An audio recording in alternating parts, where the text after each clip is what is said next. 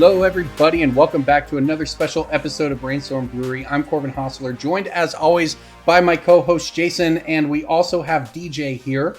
Welcome back, everybody, to this is week 5 of quarantine for me. I don't know where you guys are at in your cycle here, but I don't know what days are anymore. Apparently, it's snowing here. A few days ago, it was like 90 degrees. I don't even think a couple days ago, yeah. Yeah, like the I don't know, man. The weather A cloud of locusts descended on Ghana. Like, we should all be terrified. We're getting biblical plagues on top of our regular ones. It's just, I just don't even know what days are anymore. That's all. At first, and this is the thing, like at first in the quarantine, people were like making jokes about losing track of the days. And I'm like, psh, I've worked from home for 5 years, blah, blah, blah. I know how this works. You can't handle it, blah, blah, blah. 5 weeks in, I'm going crazy. I'm losing it. It's 12 hours a day with a 3-year-old, which honestly is fine, but it's just never leaving my house. It's rough. And then I realized we get to go for walks around the neighborhood and stuff. Imagine if you're just like in an apartment, you know, if you live in like New York City and you're in your apartment all day. It's just got to be terrible. I mean, terrible is a relative term. Like, we're fine with sending people to prison. Well, sure. And I mean, I guess, you could be in the hospital, or these are the most humane conditions I've ever been in. Yeah, like people are, oh my god, it's so terrible. I'm like, I have all of the things that I have had for the past several months and years, except for my parkour gym. So like, I used to break plans. You remember that when people and you come up with excuses to not do shit? I used to do that so I could stay where I am now. So like, as much as like, oh, I'd like to go out. No, I wouldn't. Well, that's if I could go out, I would try to get out of it immediately. Well, and that's the thing. I sit at home and I enjoy being at home and I like it. In normal times, it's like whatever. I sit at home for several days in a row and I don't even think anything about it. But now I'm just going crazy. Anyways, that's us. So we thought that this week, in order to try to inject a little more sanity into this podcast, we would just add a couple people. So we have some very special guests tonight. You might call them podcast host emerituses. Ryan and Marcel are here. It's emeritus. Can you pronounce it correctly, please? Demetrius? Emeritus. So you're reverse memeing the meme? Yeah, I don't get it, man. Pretty sure it's Demetrius. It's pronounced Tarmogoyf, guys. It's Termagorf. Get it right. It was Targomoyf. Scourge. Some people would even say it's contagion. So my life has changed like less than 5%. I pretty much just ran everything from home anyway. So yeah, Ryan, we want to catch people up. For those who don't know, anyone who's listening who hasn't been around in a couple years, Ryan and Marcel were two of the original hosts of this podcast. In fact, the other two original hosts. They were here for episode 1 8 years ago. Jason came on like episode 7 or whatever. So yeah, we like to have him back when we can. And there's not a better week to do it than this week when we're all stuck at home with nothing to do. We can hang out for a bit, talk about some of the new stuff going on. So update people though. What's up with you guys and your lives these days? Go ahead, Marcel. Well, if you see in the background, you might have caught a glimpse of my daughter, and basically that is my life right now.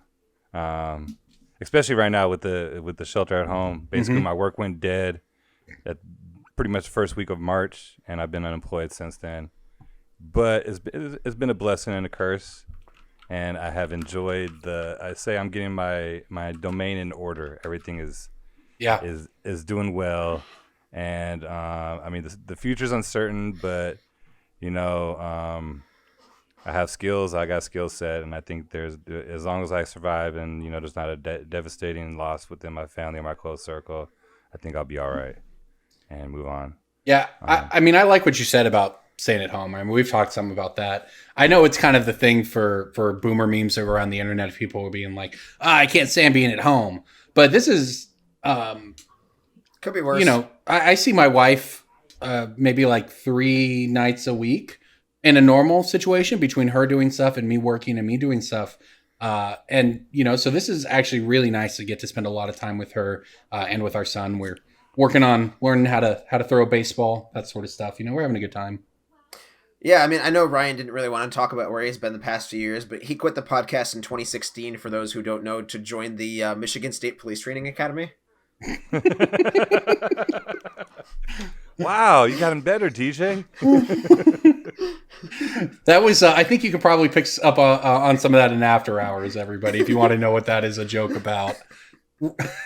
Ryan, tell us what you have been up to, man. How's we miss hearing you in your, you've always got the stories from the Michigan boonies for us.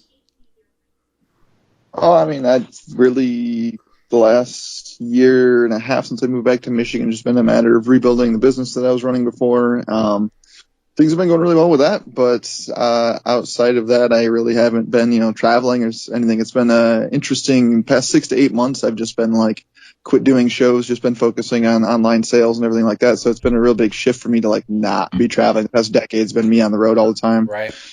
Dating somebody in a serious relationship for the first time in my life. Wow, Ryan's settling down. Yeah. So I don't know. I'm enjoying my 30s, and that's where I'm at right now. Still make enough money.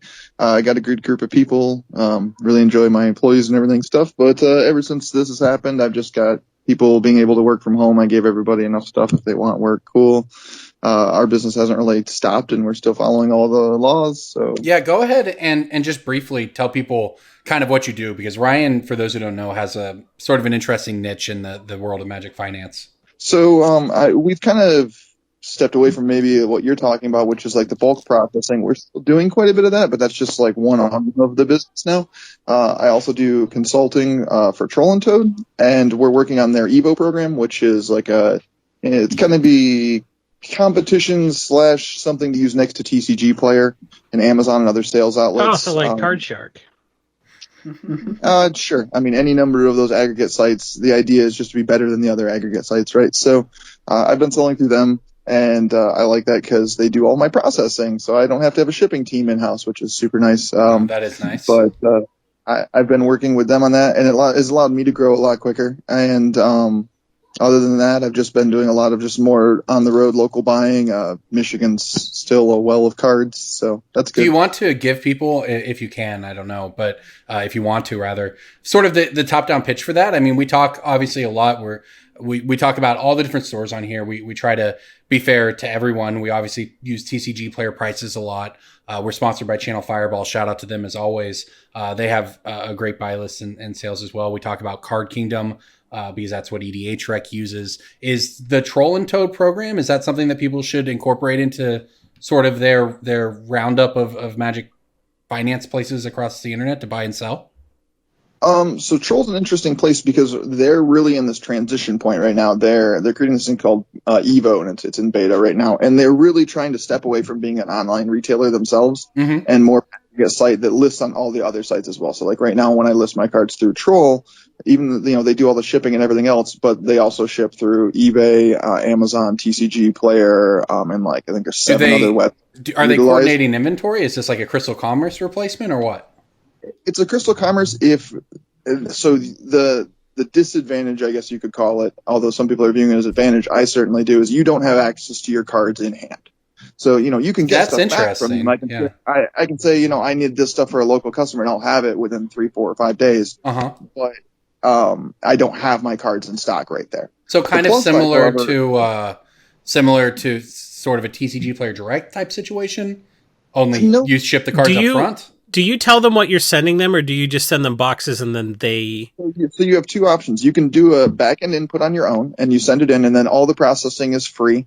They do all the grading, and they put it in your inventory, and then all you have to do is do your pricing, and then it goes live. They do all the shipping. The fees, especially when you consider the fact that you're saving on shipping and everything, are very comparable, if not better than TCG Player. I know a number of people are moving over and at least trying it out here. And the back end still needs a little work as far as the retail end goes. It's not quite as pretty as TCG Player yet, but I think the functionality is already just about what TCG Player has, and they're looking to build a lot off of that. So when you say the grading is done by them, Troll and Toad has a very spotty reputation when it comes to that. Yeah, and so that's part of what this program has been too. I don't know if you guys know who Jeremy Meir is, but he's been in charge of their Magic division for quite a while now, and he's really taken things and turned it around at Troll. If anything, I would say that their grading is almost too harsh. They really compare closer to Card Kingdom, I think. Yeah. But part of that too is like they want an efficiency model, right? Like when they send a card out, they don't want that getting returned. So they don't want people trying to skirt that line like a lot of people try and do on direct, and then people get salty when they get their cards deducted off direct. But it's like, well, they are bringing an expectation to the customer, and so you in turn have to, meet that expectation. And so I like that there's not really this gray area, because TCG Direct, you send something in and, they grade it LP or whatever in a near mint copy sold. They deduct way more than what the difference in those like 3 or 4 cents probably was online from your account. And so you get hit even harder when they grade down. And so I like having that just out of the way initially and having it so that my stuff's all graded. I know exactly what I'm pricing at. And they're also willing to do drop shipping to other buy lists. So I still sell to Card Kingdom and stuff like that, or I was before this entire thing happened, and their prices have dropped. And, I just told them these cards need to go out to them. They have no problem doing that, because that's what they're trying to step towards, is really getting everyone else involved with their platform on both the buying and selling end. We've got probably another 6 months to a year before I would really call it like a premier selling platform, but I think we're getting there. And if anybody's interested in it, feel free to contact me. It's pretty easy to find me on Twitter. The contact info will be given at the end of the show. So yeah, well, there you go. Troll and Toad Evo, something to keep an eye on. Marcel, what about you, man? You typically work in events, and like me, all your events have been canceled. So what? We're all just kind of hanging out at home, waiting to see what's going to rebound. So how are you spending your time at home? What are you up to? I got my daughter basically 5 days of the week. I'm no longer in a relationship, so it's just all me. But it's great, actually. So, wow, you don't have a relationship with your daughter. That's messed up. I didn't know. Jason, you always talk about how having kids sucks. So, I thought you would sort of. No. My son is great. What? Really? That bad? You talked shit on your son last week. That is quite the 180 from. Yeah, man. It's hard to keep track of which one I don't like. Look, at any given time. Flip a coin. Wait until he gets a little older, Jason. They're gonna start teaming up on you. You're gonna have to hate them both at the same time. You got to get ahead of that and start making them play favorites. to not like either one of them. No, you got to get ahead of that. You don't think I could muster that? Are you sure? I think that what you need to do instead is play them off each other to make sure that they're always vying to make you happy. I mean, that's some Tiger King shit. Don't like that. So, minus the meth, sure. Yeah, like. Would you talk about? You're a magic dealer. It's still meth. I'm going to be a Tiger dad, not a Tiger King dad. There's a big difference. So, yeah, I think playing them off each other is certainly going to be a way that I can make them both achieve their full potential. There you go. Achieve their full potential. Speaking of Tiger King, and everybody, we have a big episode planned for you tonight. We're going to do Breaking Bulk, talk about Ikoria, and of course there's the secret lair fetch lands that cost all the money. But before we get there, we want to shout out a couple things. First, I alluded to it earlier, our sponsor, Channel Fireball. Any of the cards we talk about this week, or anytime you want to sell cards, it's a great place to do so, whether you're buying or selling. And it's kind of an odd time right now, but look, eventually we're going to come out on the other side of this. There's going to be an Ikoria set, and it's going to be a great time to pick up cards and read a bunch of content about those cards, which you can do on channelfireball.com. I also want to shout out this. We brought up Tiger King. We've had one new patron sign up in the past week, and I got to say, people, I'm a little disappointed. We have 447 patrons right now. If we can get to 500 by the end of May, we are going to do a Tiger King parody music video in which I sing, I saw a tiger and a tiger saw me. And I just the timeliest thing possible. It can't be a tiger. It's got to be something else. There's got to be some other animal. Oh, you think we were just going to do the, a liger? A white tiger? No. A massively inbred tiger? Merfolk. No, you got to do a magic theme. We want to do the tiger. There is a liger in this set.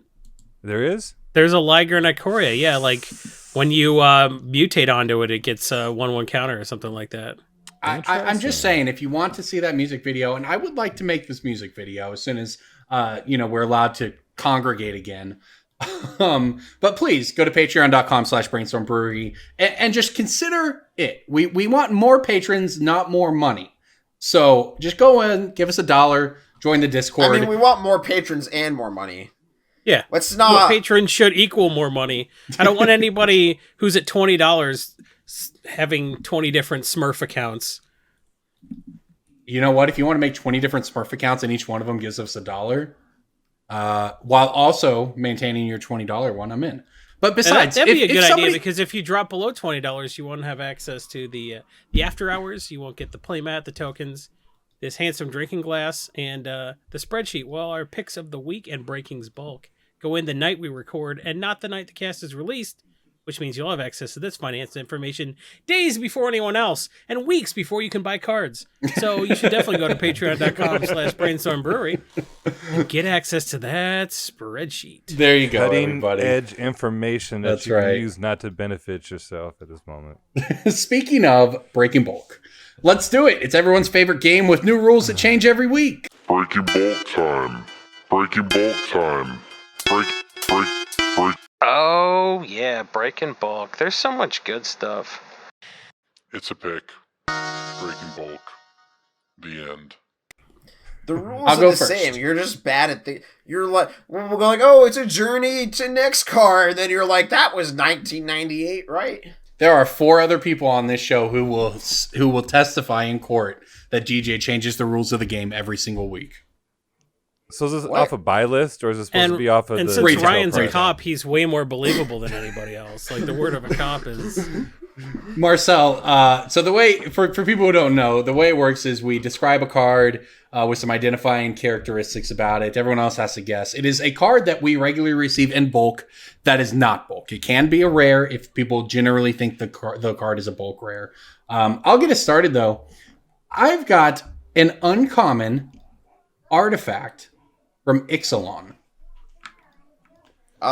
It's the creature type mana rock. It is, yep. Pillar of Whatever it's- Origins. Yeah. Pillar of Origins. Yeah, it's 50 cents. 2 mana when it comes into play, choose a creature type. Add 1 mana to cast a spell with that creature type. It's just a solid mana rock that, with Theros Beyond Death, started climbing, and it's come back down. I'm sure there was something in there that made it spike, but still a pick at 50, 60 cents. In fact, the median is $1 on TCG players. So Pillar of Origins is a nice one if you are deep in the Ixalan bulk, which... outside of that, it's really not as bad as you think. Siren Stormtamer, Unclaimed Territory, Field of Ruin, Chart of Course. There's a couple cards in there worth It's some money. a very, very good set. Yeah, Walk the Plank.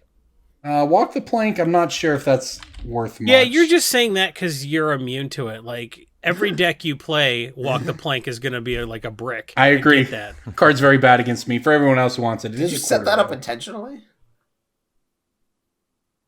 They'll never tell. I think that Are means you yes. accusing me of doing a bit? That means yes. All right, who wants to go next? I'll go. Rare from Oath of the Gatewatch. I guess I won't go next. Eldrazi Displacer. No. It has Eldrazi multi- Obligator. Oh, it's It has multicolored. what? Wait. What was the Throwback. next? What was the next clue? multicolor. Rare from Oath of the Gatewatch, multicolor. That's the Eldrazi set. Are you suggesting that there are other cards in that set? Is it? Is it a it's- blue-red one? It is Jory not. End? No. Jory End's bulk. Or the one that reduces spells by 1 or artifact? Nope. I thought for sure someone would get this one quick. Is it an Eldrazi? Well, it's hard. That with is a lot of rares. hints. It's hard with rares, but yeah. Is it an Eldrazi? No. What? None of None them. of them. None of the Eldrazi are multicolored, Well, dude. You're embarrassing yourself. Not from Oath of the Gatewatch, at least. Like Brood Butcher was. It does have a creature type that has been printed in multiple sets and is themed. Oh, come on. Is it an ally?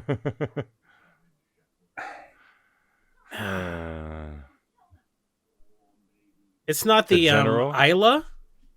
It's Nope. not Ailey, no. It can Really? be a general. Is he multicolored? Oh, Mina and beauty Den. EDH? It is Mina and Den. Oh, yes. Mina and Den. Yeah, that card's nice. I forgot they were allies. That's a That's bulk not- rare? Who thinks that's a bulk rare? I just want to clarify that there are... I just want to clarify, there are multicolor Eldrazi in the set. You In can- that set, Yes. you're embarrassing yourself. Yeah, they Name all one. had Devoid, but get the hell out of here. There are Name multicolored Eldrazi. Oh, so they don't have a color. Get out of here. All right, who wants to go next? Breaking Bolt. I I do. No. Stop it. He said, who wants to go next? And I said, I do, both times, politely. I didn't just blurt my pick out. You motherfuckers. Is that Okay, so I got a comment from Lorwyn. Lorwyn's banned. Okay, Lorwyn comment. Don't you know the rules? It's banned. Okay, oh sorry. I mean, I got a Born of the Gods uncommon. A Born of the Gods uncommon. Sunbond. I wonder what it could be now.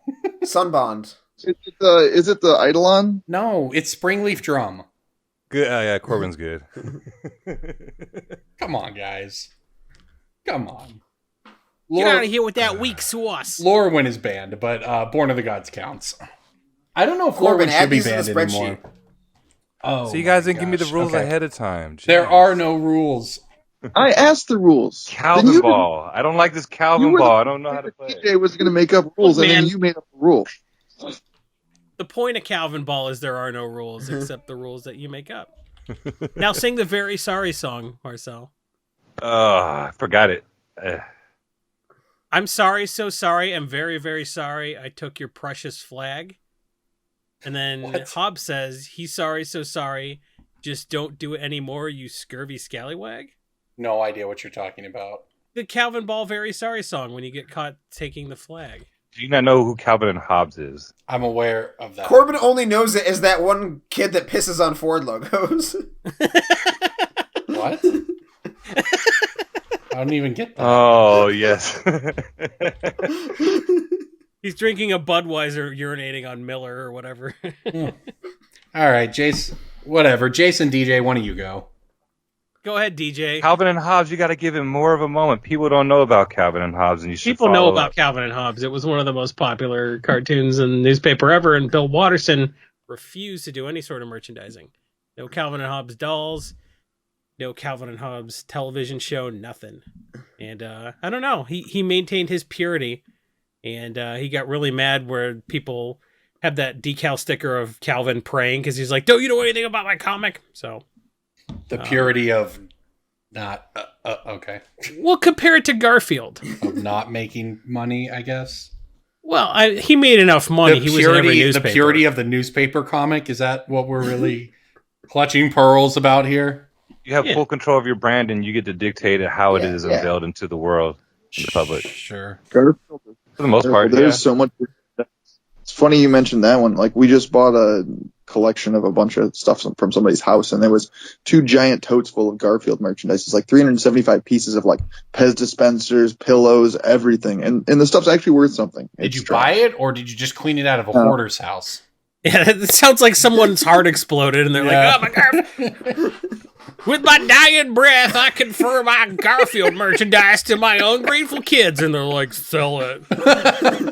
It was from an old game store that had closed down, and so like they just had all their old inventory, and at some point they bought a Garfield collection. I did not pay on the Garfield collection. That is random. Corbin, look, not every comic artist calls Domino's and tries to milk them from every last cent. All right, I guess. Oh, I'm sorry. I thought this Garfield collection was supposed to come with Pez inside the dispensers. I'm sorry. All right, what's next? Jason, I have a Ravnica City of Guilds land that was also reprinted in plain chase and also reprinted in a guild kit. Is it the red-white one or the blue-black one? Blue-black one, Dusk Mantle, right? House of whatever. Corbin is wrong. Okay, is it? It's the Boros one. Though. Yep, Sunhome sure. Legion. Oh, I got it first. Sure. Yeah, Jason got that one first. It had to be one of those 2 though. Yeah. We nailed it. We did it, fellas. It could have been a bounce land. Could have. That's true, actually. But it wouldn't have been because you said those specific sets. Any bounce lands that are in all 3 of those sets? I don't know, man. Bounce lands have been printed a lot. Yeah, they are all over the place. Plane chase sets for sure, but are they in? No, but the thing about bounce lands is that there were so many more sets. He wouldn't have just said those few sets. That's true. That's true. That's true. Yeah. All right, Jason. So yeah, Sunhome is modern playable. It's also a way to crack somebody upside the head in EDH. Sunhome's just dirty. I honestly don't know if Sunhome is modern playable anymore. I think that deck might have evolved past it, but it. Oh my god! Either way, it was modern playable. It's just what's not modern playable? Modern. Nobody plays modern. I agree. Modern's real bad right now, but I hope you didn't have modern cards. Don't worry. Every other format's questionable too. Actually, Pioneer's pretty fun. But yeah, all right, Jason, go ahead, man. Can I go? Sure, buddy. I said I wanted to go first, and now here I am going last. Is that how this works? Yeah, sure, dude. You're first in our hearts.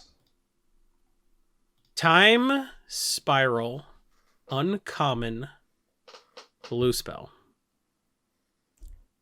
Clock thing. No. Paradox Haze. It is not a creature, and Paradox Haze was from Planar Chaos, I think. Oh, really? Weird. Time Spiral. Sure sounds like a Future Sight card. Is it one with does it have buyback? He said Time Spiral. I said Time Spiral. Oh, okay. Well, Paradox Haze is from Time Spiral, just for the record. Yeah. So. Is it? Okay. Corbin got us set right. Got him. Well, I thought there was a good card in Planar Chaos. There wasn't. I apologize. There was nothing good in Planar Chaos. What? Simian Spirit Guide, bro. Vampiric Link. Vampiric Link, yeah, that was like $5 for a while. All right. Anyways, we got a blue spell out of Time Spiral. It's an instant. This is going to take forever. Spencer's Diffusion? No.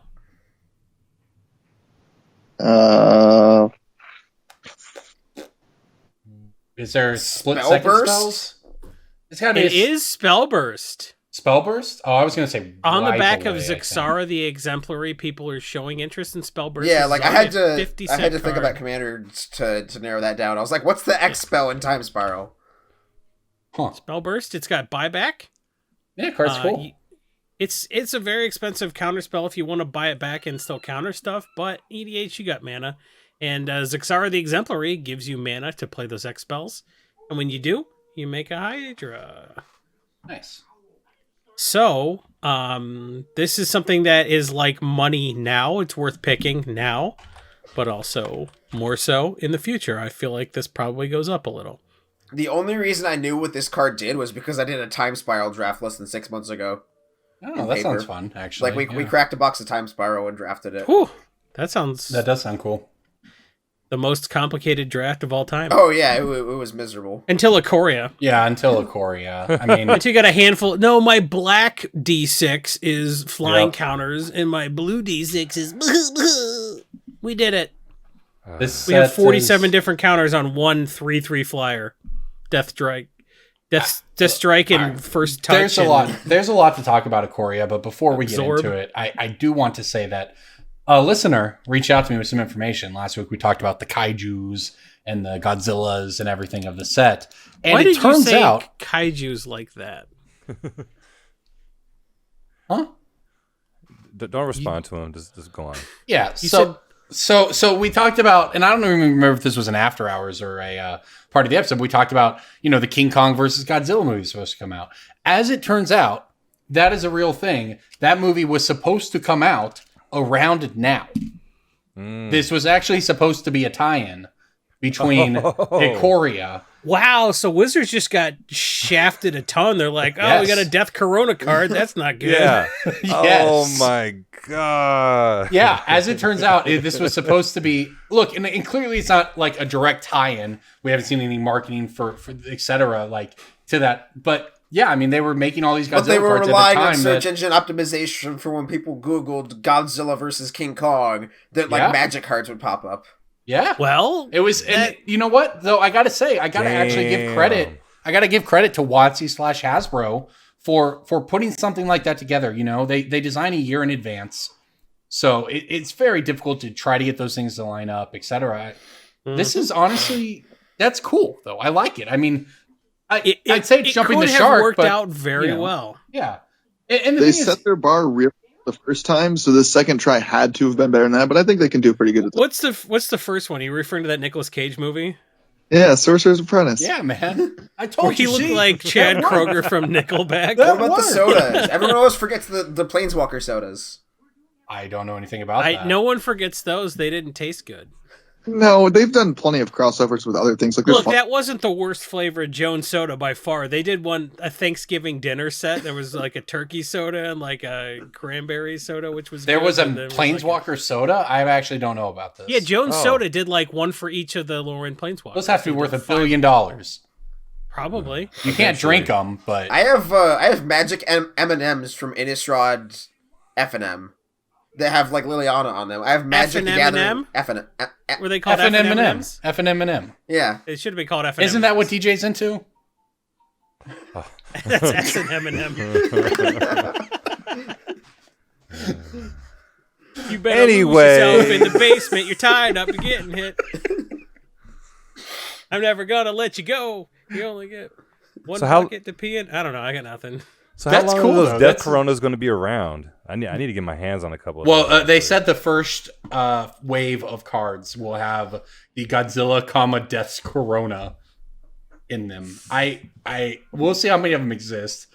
So many people are just going to meme and have them. But look, I just brought this up to say that... That's just poor taste to like play that at F&M. It's like, my Death Corona. It's like, cool, my uncle died of that. But nice meme, bro. I spent a week in the hospital. I play with other people, but it'd be nice to have them.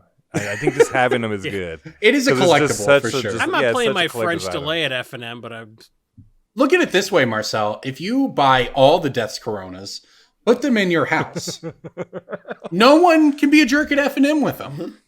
There you go. Have a mission. Do something. You'd have a lot of Corona in your house.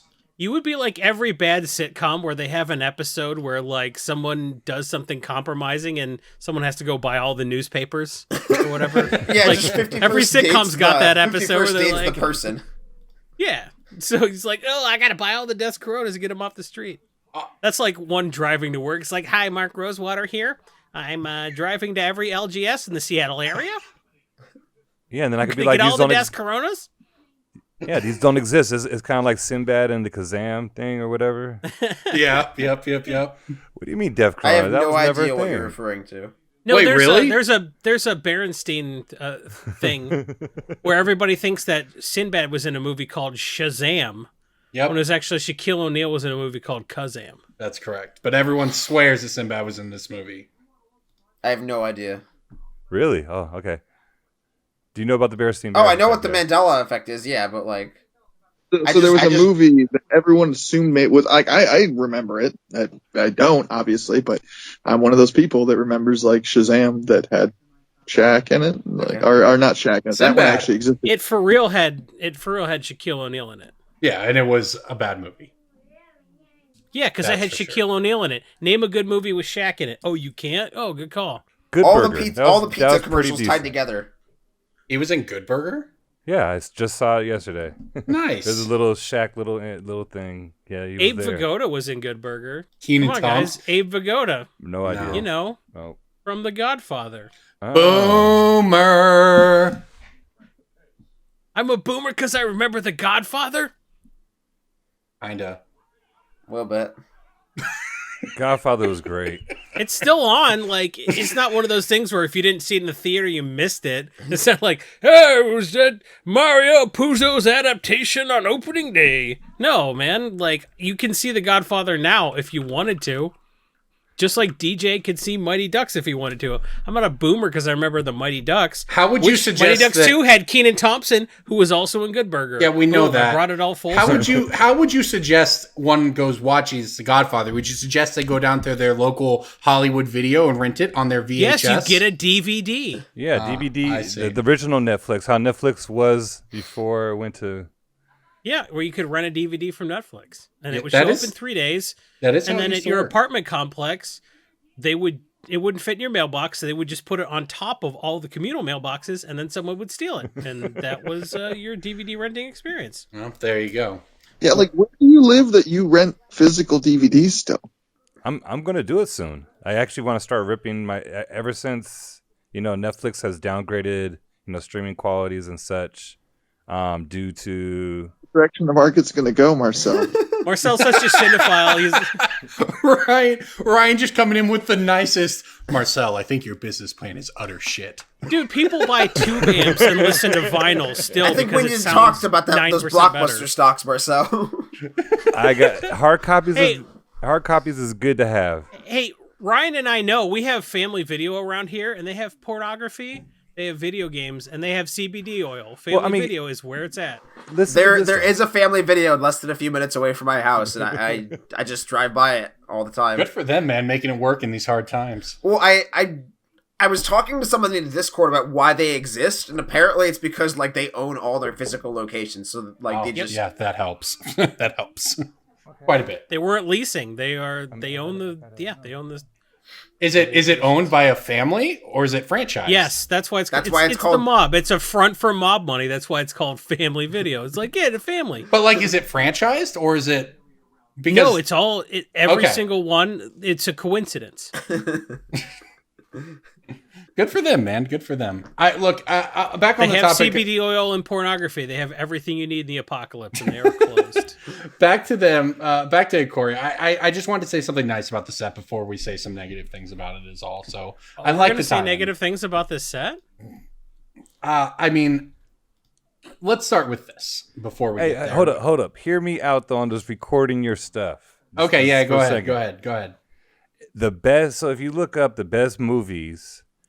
They're not on streaming services. You can find great TV. You can find some good movies, but like really, like the best are in minor rotation, and you really have to rent the DVDs to get them. So if you can make a list, there's good lists. You subscribe to the Criterion Collection, and they will send you a DVD in the mail every single month. Yeah, the same as Netflix. The DVD.com. It's the same thing. You should DVD collection as far as movies. You get a tier above of what you get from a streaming service. And so if you're going to have a DVD sent to your house. If you're going to get a DVD sent to your house through DVD.com, why not rip it?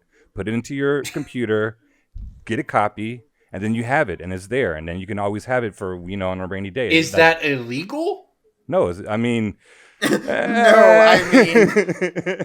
yes, technically it is, but they're not going to hunt you down. Who cares? All right. Message from the powers that be. This podcast does not endorse or condone breaking the law. All right, I'm sorry. My apologies. But that song, Breaking the Law, that's a good song. So we endorse that. But I mean, the odds of you as long as you don't display it to other people. As long as you don't go. As long as you don't go on a podcast and talk about it. Yeah, just definitely don't tell anyone about it. That's all. If you just don't do that, you'll be good. Well, if you're not distributing it, it's for your own personal collection. I agree. That is the... Allegedly. They got tigers that they will not go in and take out of people's houses. They're not going to go in there and take... Okay, Marcel, are you going to go volunteer to take a tiger out of someone's house if it doesn't want to go? Why would it not want to go? He's breaking the law, man. He's breaking the law. I'm not going to go tell this tiger it's time to go. I repossessed a tiger, and a tiger repossessed me. I think that was Joe Exotic's bio on Grindr. Yeah. No, the Joe Exotic's bio is like, do you notice if the guy has a penis when you watch pornography? Well, then you ain't that straight. Here's some meth. Patreon. How many Patreon members do we need to get Corbin to just like go coax a tiger out of someone's house? I don't know anyone with a tiger that I know of. Ryan and I live about 2 hours from Detroit, and we could probably find lots of abandoned crack houses that have tigers just... I mean, I could go to the former Joe Exotic Zoo, whatever it's called now. No, but you need to do a liger. It's about an hour away. You have to do a liger. There's a Hunt Master liger. There's an actual liger. Yeah, I said that. There's a liger in this set. Well, get us a 500 patrons. And there's a Joe Exotic card called Cub Warden. And who's a Cub Warden if not Joe Exotic? Yeah, you should have the card in hand with the liger, and then do your music video. I can help you guys do some graphics with that. Actually, if I hear about a line on a liger, I'll let you guys know. If you're gonna have a line on find a liger, you make a liger, or the liger finds you. I guess so, man. I inbred a liger, and a liger inbred me. I thought we were going to have a Marcel. Yeah, do we want a cameo? She's on she'll see the video. Oh, nice. Okay, cool. If you're watching the video, you get a cameo or two. So let's talk about Ikoria. There's a lot in this set. There are so many words. I wonder, I don't think it was... How many words are on the cards? That's what I want to know. Like the average word count on a card in this set, or not even average, like the total number of words on cards, not counting flavor text in this set compared to others. It has to be near the top. But what do you guys like about the set? There's a lot to like. What's your guys' favorite part? The art. The art in the set's great. The art, okay. MTG Ryan has spoken. Yeah, I guess so. Your Vorthos representative. That's cool. I mean, I just feel like they really do a good job of tying the whimsical in with the serious in this set, and a lot of times they just kind of flop on that. Yeah, I'm in. I mean, I will This say set is cartoonish. It's like, yeah, we got otters made of lightning and like literal ligers. But that's plausible on a realm where like Godzilla exists, right? So I mean, sure. you just kind of like you can actually suspend reality with this because like the humans that are here are definitely not just fighting on their own. They're all Matthew McConaughey's character from Reign of Fire, right? That's Yeah, like- specific, but sure. You don't really see a lot of weak humans in this set, which is the thing you notice. If you look at the humans and like all of the art, they're doing real things. I think that movie's older than DJ. Reign of Fire? Corbin, I couldn't. It's gotta be like Corbin, 2000 I couldn't vote for Obama in 2012 because I wasn't old enough. That movie came out in 2002, for the record. It was a good. I remember seeing that movie. It wasn't good. I kind of cut. It was good when I was like 10. You weren't 10 when that came out. All right, I was 14. Fair enough. So other than that, I would think this set just has all around great casual. Like it's definitely got some for cool everyone. stuff. Yeah. It might be too much for some people, I think. There's got to be some competitive stuff in this set. Some of these cards seem breakable. It's just these cards look dumb. the companion. It's so hard to tell because we're looking at Bestow 2.0 with Mutate, but I think we should call it Beasto. All in favor? But like, so this card like an Ikoria Apex of Death. Okay, what's that do? So it's its mana cost doesn't matter. It's mutated as 4 green-white hybrid black. Okay. So if you can actually cast this thing, I just feel like it's like a win, right? Like Death Touch, Lifelink, 5/5. When it enters or when it's mutated, return any number of target creature cards with total power 10 or less from your graveyard to the battlefield. Yeah, that card's going in the Carador deck for sure. Yeah, like I don't know that it's competitively playable, but there's just so many things that you can already like do out of the graveyard to insta win for 10 power. Yeah, that's my thing with this set in terms of looking at it competitively. It's really hard to know because the mutate cards are obviously enormously powerful. So are the companion cards, just from the companion cards for being free cards and the mutates for just being able to do so much stuff. I mean, but the mana costs companions are so and powerful. One of them was insta banned before it was even available to people in the first time in EDH history. Very going to get banned to me. That's very Yu-Gi-Oh-ish. If anything is Yu-Gi-Oh-ish, Well, no, because Magic. there's so many restrictions. Lutri the Spell Chaser was banned in EDH just because there were no restrictions. Right. It's like it can only be your companion if you're playing EDH. Yep. But So it was just like a free. It was basically a $25 tax on people for building Red, Blue, and Commander. Yeah, I agree. That's what with it that. was. It was a good ban. That's why they banned it, but like it wasn't a power level ban. You Right, know? I So agree. the rest of them, there are such restrictions on them that they're fine.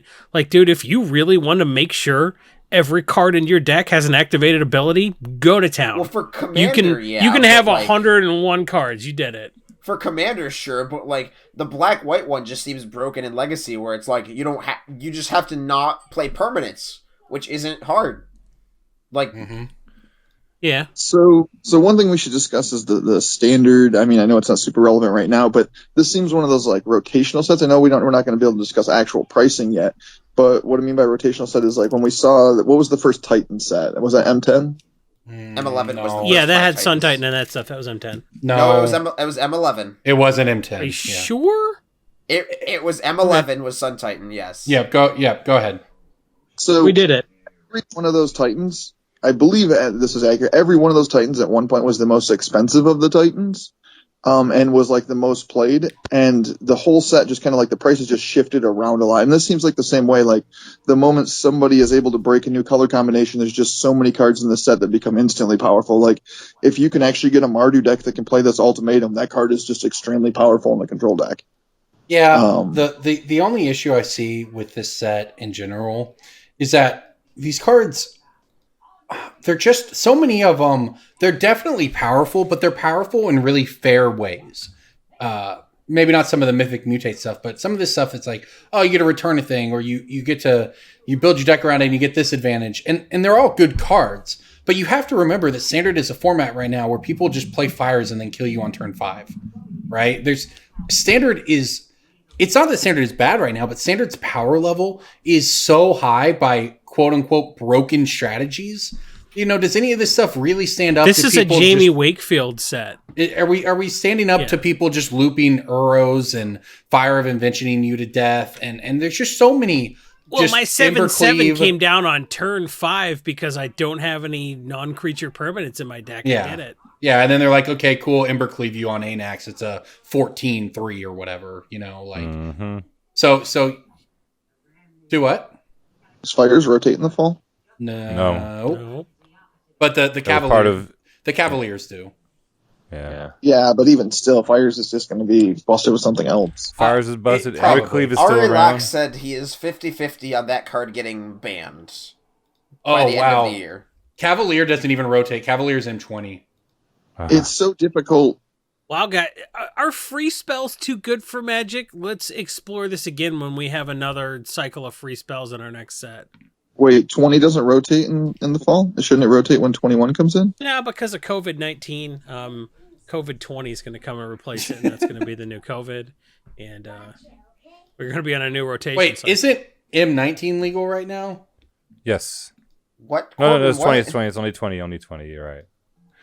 Look, man, I've been sitting at home for a long time. I don't know. No, there not are that 2. Long, Wait. not a whole year. No, there are 2, years. Ryan. When is 2. M21 comes out, M20 will still be legal. I just got my years Right, mixed up. until September, until the fall, right? I just got my then it years drops mixed up. off. After the fall is what I'm referencing. I got This the game years mixed sucks. up. Why do we play this game? Listen to us argue about the dumbest minutiae. It's like, well, I think you'll find that M20 is legal till M22 is printed in the spring of M2023. Like, man, why do we play this stupid children's cards game full of lightning otters and Godzilla shit? Why do we do this to ourselves? We could play any game. We could be good at chess. We could be podcasting about chess right now.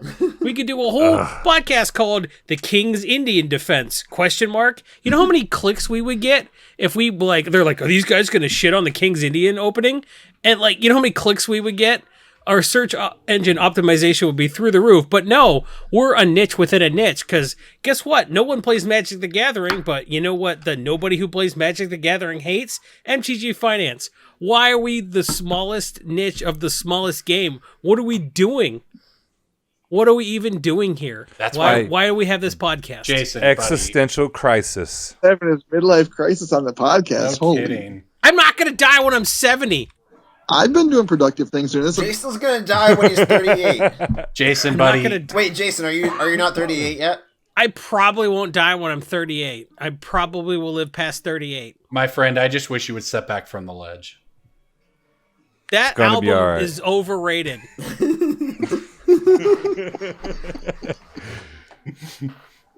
That song is about making a girl blow you while you're high on crystal meth. Who would want to do that? Joe Exotic. Except without the No, Joe Exotic would not. Straight kind of would not be into whatever. that. The Joe dot. Exotic wouldn't do the crystal meth. He would pay you in crystal meth. You saying Joe Exotic doesn't do it?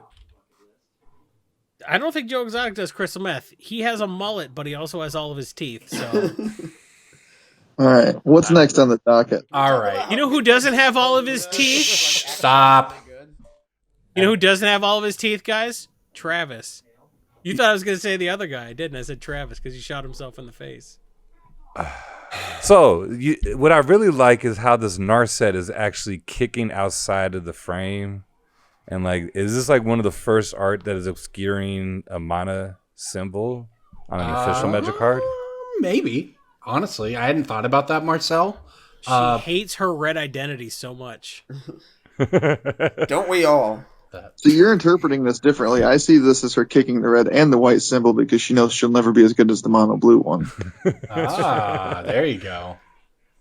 Layers upon layers. Look, so Mythos of all right. Illuna is actually really good, and we haven't talked about that. Which one? Mythos of Illuna is just clever impersonator with extra steps. Oh yeah, Mythos of Luna is a fantastic card. All the Mythos, which are penned or whatever, drew by Seb McKinnon, who's probably hands down has become maybe my favorite Magic artist. And a lot of that was due to heuristic studies. His video. All right, so I want to talk about the thing about Ikoria that I don't like.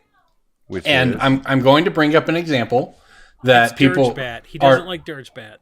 That people are not going to like, but I think it demonstrates the principle of what I'm talking about. The triome lands, the tri-land cycle. How dare there not Those be are my fetches in this tricycle set? lands. Oh my god. They're fetchable. How dare you? Here's the thing: if they had created these lands just the same as whatever set they were last printed in, cons, but added the basic land types to them, we all would have gone crazy. A fetchable tri-land. This is insane. This is world changing. This is amazing. Or if they had printed these cards and just put cycling on them, we would have all been like, this is crazy. This is insane. These cards are amazing. But instead they did both. And the reason that I use this as an example is we've seen them incrementally upgrade lands over the years many, many times. And what they would typically do is they print the original version. Then some number of years later, they'll finish the cycle and we're all excited. Some number of years later, they'll put one upgrade onto the cycle. Some number of years later, they'll do the other half of the upgraded cycle.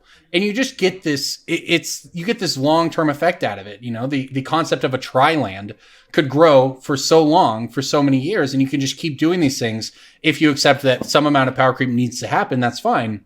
But by putting both of these abilities on these cards, you're skipping a whole set of time that you could get out of it. And again, these lands are fine. It's not like they're broken. It's not like they're overpowered or even, they're not even going to be the best cards in your deck. They're just good, right? They're just generically good, and that's fine. But the design philosophy of throw everything at the wall, and that's what they did in the entire set. They did it with the tri-lands by putting multiple upgrades on them. When we haven't even finished the Amonkhet cycle, by the way. We don't even have the full Amonkhet cycle of cycling lands. They've already bettered that. But then you look at everything else, and I've talked about this a little. I'm waiting for quadricycling lands. That is the future. Yeah, but why are wizards such cowards? They won't give us quadricycling. Hey, Corbin. Are cars, right? Listen. Let me finish. We've got mutate. Mutate's cool. We got ultimatums. Ultimatums are cool. We've got, if you spend these mana on these monocolored cards, but they're really multicolored, you get this. We've got the Godzilla tie-ins. We've got the counters, the trample counters. It's just too much. It's not necessary to we have cycling. You could have had half of the things that this set has, and people would have liked it as a set. They would have thought it was really cool. The fact that they're throwing everything at the wall all at once in a set like this, that's not good. That's not a good sign. It doesn't matter, like with the tri-lands, it doesn't matter if they're broken or not. They're not. But it's not a good sign that they're doing this, because you know what? This is a continuation of the same thing that we have been talking about on this podcast and the Magic community at large is talking about for the past year. It's everything. There's 35 products a year. There's a million printings and versions of cards. This is the year of Commander, where they're determined to make me regret paying attention to EDH. Yeah, it's just... There's you like Commander? What if we release 2 Commander sets the same day? How would you like that? How would you like 75 new cards plus 400 new cards? Do you like that, you Commander idiot? Well, guess what? In 2 more months, we're going to shove a bunch more stuff down your throat. It's just you so stupid much. Jackass. It's the year of Commander. Every single green card that was ever good in a deck is getting reprinted. We heard you like green. Guess what? 3 visits. It's 3 visits. You have 3 copies of 3 visits. We call it 9 visits. You did it. It's only available at the LGS. So look, when I look at the set, I love the set. I love what they have going on with it. And I don't, we'll see what's good or not good, but it's not even a power level thing that I'm talking about here. It is power creep, but it's not necessarily a power level issue. It's just everything. It's the power creep of the past year. It's throwing so many things at a set. It's just so much. It's just you're too like much. Any 2 things in this set would have been enough to sell the set. Yeah. This is a birthday party with stuffed crust pizza and an ice cream cake and a piñata full of candy, and you're going swimming afterward. It's all too much. It's just okay. All right, go ahead, Ryan. Ryan, go ahead. Okay. So I agree with you. I just want to get out of the way. I completely agree with you. To play devil's advocate, though, there is the theoretical strategy that Wizards could be just ramping up the power level of Magic to the point where we can make old formats playable again, where they can both monetize them but also reinvigorate, like, maybe not vintage, but probably at least legacy. So if you said these lands aren't too busted and we can add cycling and they come into play tapped in their 3 types, there's nothing that says we can't just have untapped tri-lands at some points, and now all of a sudden you don't need dual lands. And you know what? That's if that's what they are trying to do. I mean, more power to them for something like that. But I've talked directly to members of Play Design and shared the concerns with them from members of the community, and they say they've literally, within the past year, one of them has had a conversation with me and said, we try to MC Escher this stuff. It's really a thing where this beats this, and the staircase never has an ending point. It's not power creep, but it is. You talk to the pro community, and they're like, they just throw their hands up in the air and say, these cards are all stupid. Legacy's terrible now. Vintage was straight ruined. Modern needed a bunch of bans. It's just... Yeah, it's too much, It's I just agree. So much, so look, I agree with you, and that's why I hated them turning their sights on Commander. VDH alone. All right, I think Commander is the one that's been the most impacted and probably is the most tragic of the story, because Commander has been just kind of bastardized by the new cards and everything that's been there. Yeah, Standard can adjust. And so standard doesn't matter, like the standard rotates so often, like you can't power ruin level standard for more than 6 months. Yeah. The power level of standard can be whatever the power level of standard is, but every single format is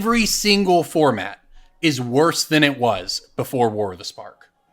Yeah, but I don't think they're actively designing for every other format, and that just happens to be worse too. But standard worse? There are consequences in every format. Modern Horizons had consequences in every format. I agree. I agree. The ramp up is impacted, and as a cube, aficionado, the problem I see is if a vintage cube starts having 30% of his card pool is standard cards. And it's like all of a sudden, because I did, I'm glad that Magic Arena had the cube for their thing, but their card pool is not that fun to play, honestly. And that's a problem that the design is at. But I think the people, Magic knows what they're doing. There's people in charge. They had to ramp up something. And I think War of the Spark was definitely the turning page. War of the Spark, Modern Horizons, that was the turning page. Now, if the ramp up over the course of a standard season, by the end of the 2 years from that point, and we get there and they start to plateau in terms of power creep, and we just consistently push out at that level, which is pretty powerful. I think Magic will be fine. But if it keeps going exponentially, then it's going to be a problem. I don't think Magic is dying. This is not that. It's just literally. It feels so bad to have a Sandstep Citadel in my deck, and now to see something like this printed, and it's just you just always have to get the new thing.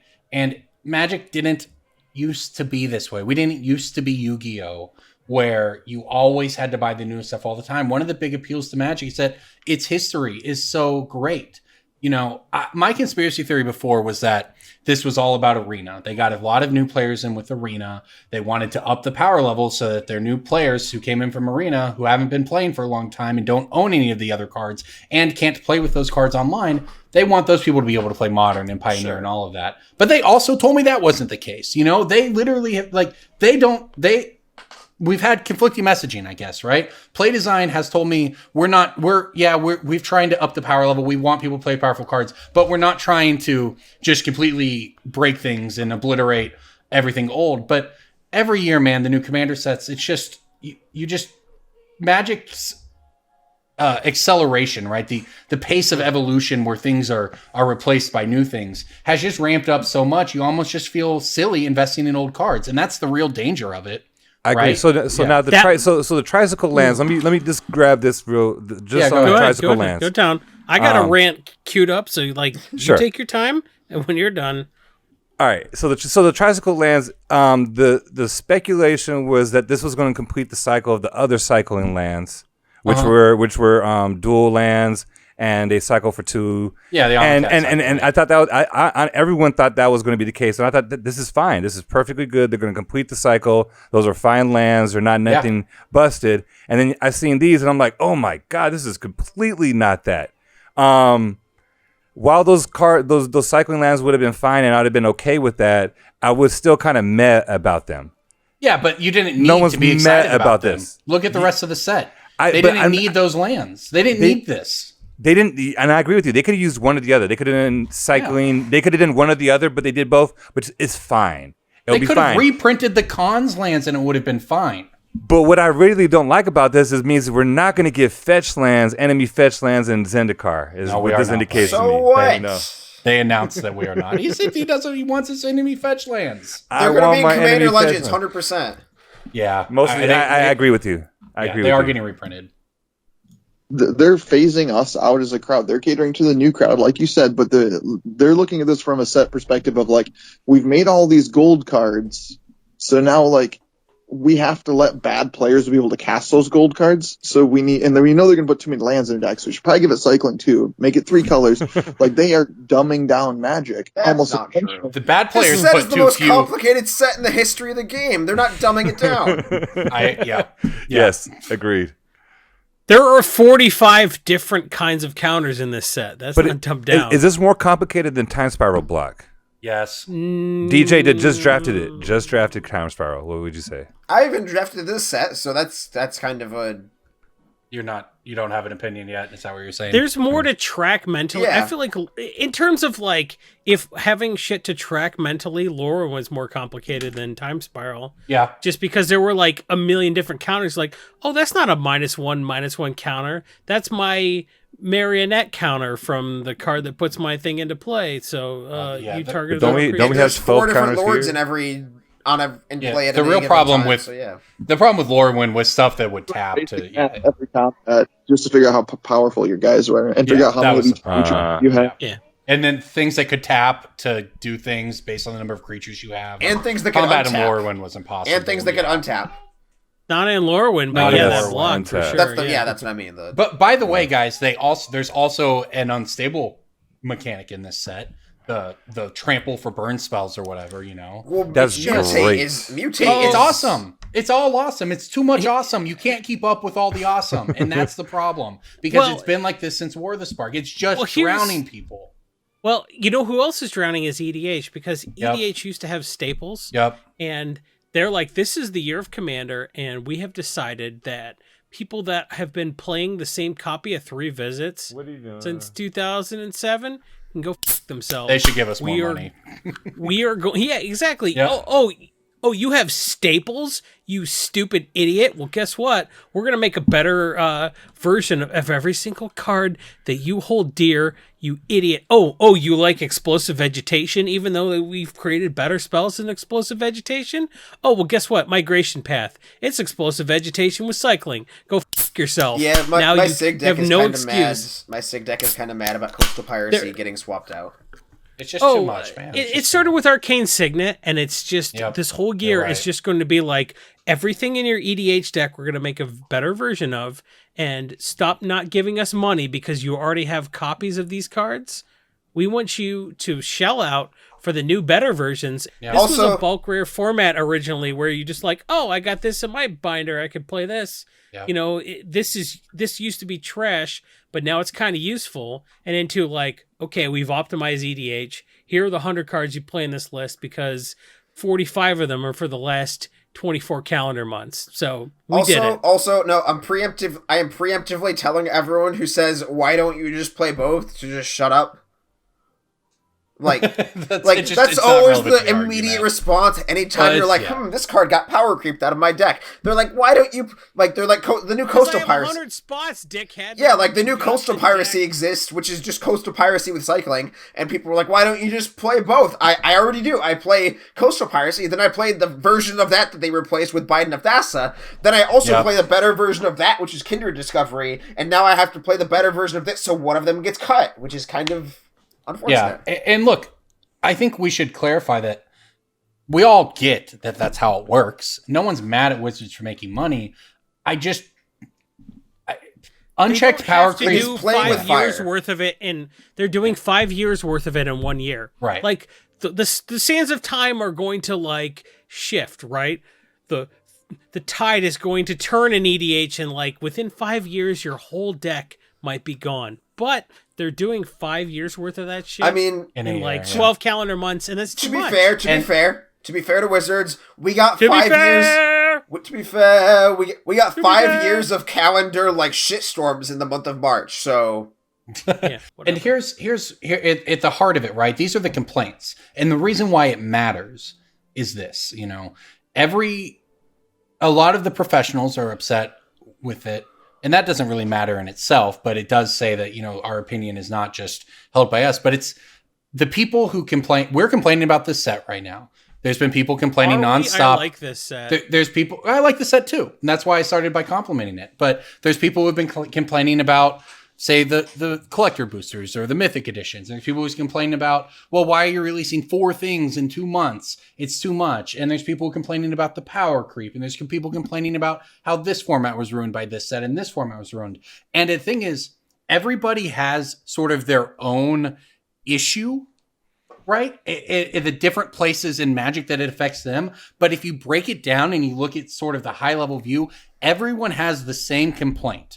It's just too much. It's either too many sets, it's too much power creep, it's too many mechanics, it's too many changes. It's just too much. And it really wrecks consumer confidence. And in a game where the entire community is based around an LGS and an online game system, a system where people buy cards online and get content from content creators online who are paid by selling cards, the whole system relies on the fact that there are 27 years worth of Magic cards worth playing. And if that becomes there's 3 years of Magic cards worth playing, but oh, by the way, everything's from a standard set, it costs like $2 or whatever, it's fine, but it's just the whole system, the consumer confidence that props up the entirety of the Magic ecosystem is being worn down by it. Being worn down by the 20 different things that we're talking about. If everybody's worried about their like entire deck or like a significant portion of their deck being obsolete within 12 months of buying it, they're not going to want to invest. Right. And that's bad for Channel Fireball. That's bad for Star City. That's bad for your LGS. It's bad for everybody except maybe Wizards. But Wizards, it's bad for Wizards if it's bad for those places. It's all an ecosystem. I'm scrolling through the set. And I just saw Ivy Elemental uncommon, and now I'm sad. I've scrolled through the set. That was an Iconic Masters. Yeah, but that's a Master set where, like, you expect rares to get downshifted. Elementals. Oh man, we can now make a hill giant in standard. Yeah, watch out. There's a couple vanilla creatures in the set. I guess I have to appreciate that. So they're still printing plummet. I appreciate the ultimatums. Oh my goodness. The ultimatums are cool. Yeah, the ultimatums are sweet. As someone nice. that casted many of ultimatums in this lifetime, when Magic Christmas Land. Yeah. I actually forgot that cycle had never been finished, honestly. Yeah. Boy, did they finish. Now, do you think do you think the power creep on this is much higher? I'm not going to complain about power creep on 7 mana spells that have 7 colored mana costs in them. I'm just not. That's different. I would argue that the ultimatum that is closest to Cruel is worse than Cruel, so it's got that. Yeah. I mean, I don't think the Mardu Wrath is probably like, it's pretty powerful, ruinous ultimatum sure on non-land permanents your opponent's control. Whatever. Yeah, it's whatever. Maelstrom Wanderer can trigger this. You can Maelstrom Wanderer into that. That's why I like it. Genesis Ultimatum is so good, it's the only one you have to exile. True. That is... No, there's this other one, the Emergent. The Sultai one does. The Sultai one. The Sultai one. That's a good call. But that was an infinite combo in itself. The Sultai one's actually a cool card because the first couple of things you think would break it don't break it. You know, it's actually not Tooth and Nail, even though it's really close to Tooth and Nail. I'm sure it is easy to break, but it's not quite as broken as I thought. Unless you have like a 3-card combo or no, it doesn't work. It's not as good as you think it is. It is very good. It's value, but it's not like it's not 7 mana Tooth and Nail. An opponent chooses one of those cards, shuffle that card into your library. You put the other two in play. Oh, okay, I see. So it's a tooth and nail, but your opponent chooses the 2 out of 3. Right, which actually messes up a bunch of combos. I think. Look, I'm sure the internet has broken it. Oh, there's definitely something. If you search for 2 combo pieces, you search for 2 combo pieces and like a tutor for a combo piece or something to go get it back out of your deck, something like that. But it's actually not 7 mana issue with like making gifts piles that don't work. Yeah, look, I mean, the card is going to be good, but it's 7 mana. It's whatever. It's fine. The ultimatums are fine. Ultimatums are not the source of my ire with this set. Anyways, all right, that's Ikoria. We have more to talk about. Let's try to touch on this briefly. Secret Lair fetch lands. It costs $1 billion across the world right now because turns out, I guess Wizards said something like we envision these being $160 and they're coming out of the gate at 300 plus. And people are mad. I agree. I don't know what to say about this. That's fine. The price of them. Yeah. From what we've heard, if anybody can, I don't actually know this offhand. I believe we've heard that the distributor cost is around 150 or so. So, as somebody that really wants fetch lands at a cheap price, and I want to see a $30 Scalding Tarn, I could probably deal with 40, but really a $30 Scalding Tarn. I accept this price. Like, this is a limited edition set. This is the same as from the vaults. This goes to the LGSs, and it gives them an infusion of cash. And you want to support your LGSs, then that's what you do. When I saw this, I knew this wasn't going to be MSRP. I thought it was going to be at least $250. 350 is a little higher than I expected, but I expected it to be that high. What did you think this was going to be? And they're going to reprint some other ones later. They know that they have to be reprinted. Maybe this is a step down. They said they said in the article when this was initially announced that there are fetch lands coming later in the year. Yeah. Like they said that. Not in standard. Correct. They didn't say not in standard. Yeah, they did. Yeah, I saw the quote today. Actually, yeah, they did. Oh, okay. I had to go look. Yeah, they did say that. Oh, okay. I would say from the tricycle lands, you knew it was not going to be in standard, but okay. Right. Yeah, for sure. but so they have to do something. So it's going to, as DJ said earlier, it's going to probably be the commander. The commander set, and that's Zendikar fetch lands are 100% in Commander Legends. Yeah, it has to be in a draftable format, a format that's going to open booster packs because they sell booster packs. That's what they do. And so that it seems like an easy shoe-in to put it there. Fetch lands will be at an appropriate price. And you got to let these be expensive, And anyone that complains about it, you complained about LGS is not getting a secret layer. Now they got a secret layer. Now you're complaining about them getting the hand job that's too big. Like, just shut the fuck up.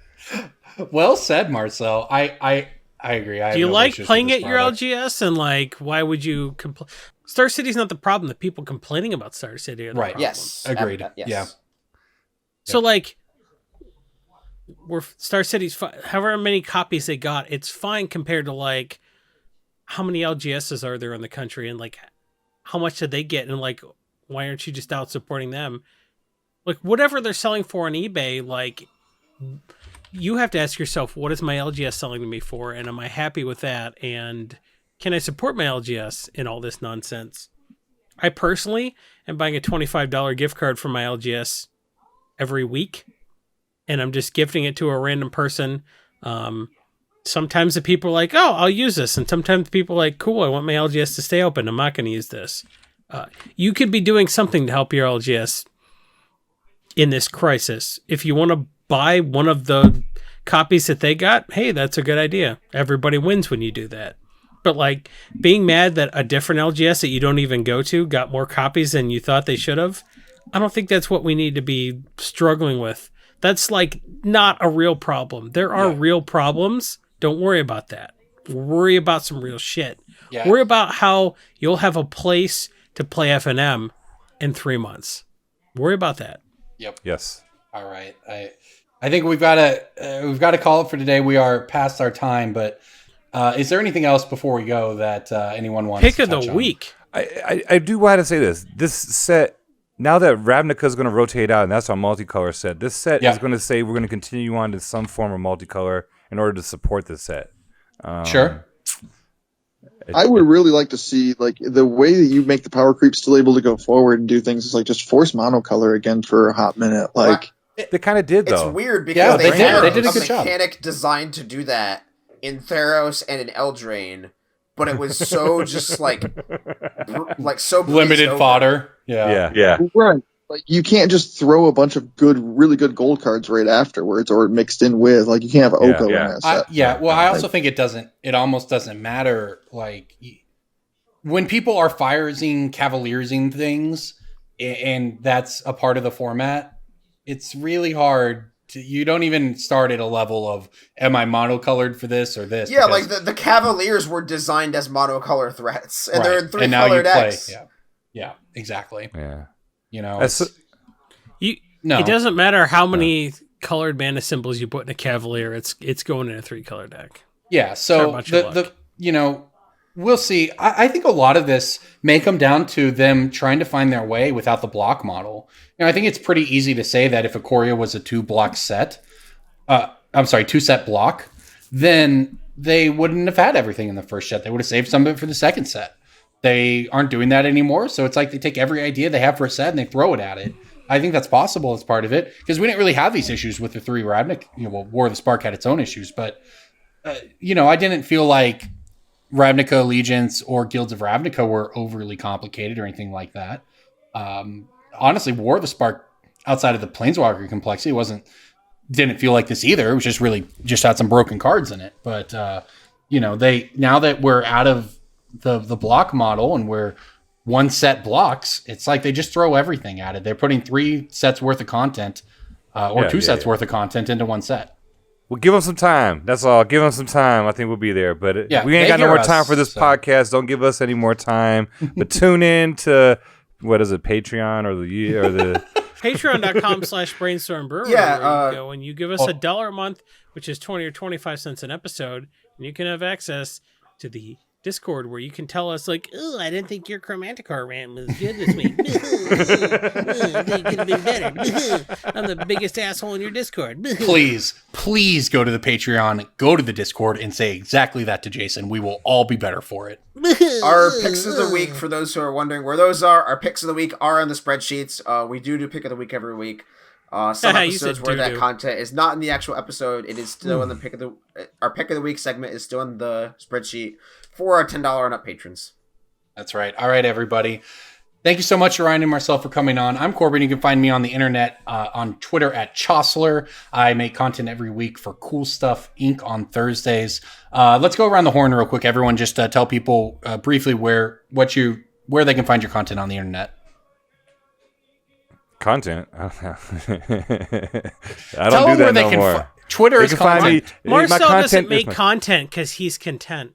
Twitter is about making content for the past 5 years. Twitter is a content site, so direct people to your Twitter. Yeah, I would say that. Yeah, Twitter. You can find me at Marcel MTG on Twitter, and hopefully, if we come out of this pandemic and election in not a really bad form, then I will have much better content there for Magic. Right now, it's probably a mixture of just doom and gloom and Magic. You got plenty on your hands, buddy. Keep just I feel for you. Like, Jason and I have been complaining about our kids. You're doing it by yourself, man. So hats off to you.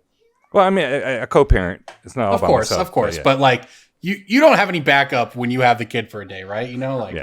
If it gets bad for us, we can call in the spouse to help. So yeah, just hats off to you for that. Well, thank you, sir. It's what you have to do, Ryan, where can people find you? Twitter. Please don't. Facebook. I've been trying to call that out. What's your Twitter handle, Ryan? Cripple Command, CRYPPLE, and then Command. All right, Jason DJ. I'm on Twitter. I'm very popular. You've probably heard of me. I make Magic content. I've been on this podcast for like 8 years. You know my Twitter handle by now? For real? Like, what are you even doing? New listeners. Is this going to be the week? Man. Is it new listeners every week? Are you sure? Nope. I feel like our listenership is declining rather than inclining. But hey, if this is your first week ever, and you're like, well, that Jason guy, he was drunk. Let me follow him on Twitter. I'm at Jason E. Alt. And if you go to my pin post at the top of my profile, you can see all the other projects I work on. I write for multiple websites. I have other podcast projects. I have other interests. This isn't all I do, man. Like, there's other shit I'm involved in, and you could be a part of all of it. So go to, on Twitter, go to Jason E. Alt and look at my pin post. All right, there you go. DJ. Yes, I am Douglas DJ Johnson. You can find me on Twitter at Rose of Thorns. The second O is a 0. You can find me yelling at other Twitter eggs and just people in general. You can find me on Reddit on the same username. Just he does that, yeah. Telling people that they're just complete pieces of subhuman garbage for buying counterfeits to stick it to the man. And oh, take that, Wizards of the Coast! I bought a Chinese fake. Yeah. I'm gonna buy cardboard where COVID can live for 72 hours from the country where it originated. Take that, Wizards of the Coast. You can find me at Magic Fests when they return, at 95MTG. You can find me at 95MTG on Twitter. We are still buying Magic cards. So if you want to sell cards to 95, then hit us up on Twitter. All right, there you go, everybody. So thank you again, Ryan and Marcel. It's a very special episode when we can all 5 get together because it is rare. So everybody else, hope, as always, your quarantine is going well. Stay safe out there. Thank you for listening. This is Brainstorm Brewery. We'll see you next week. Adios.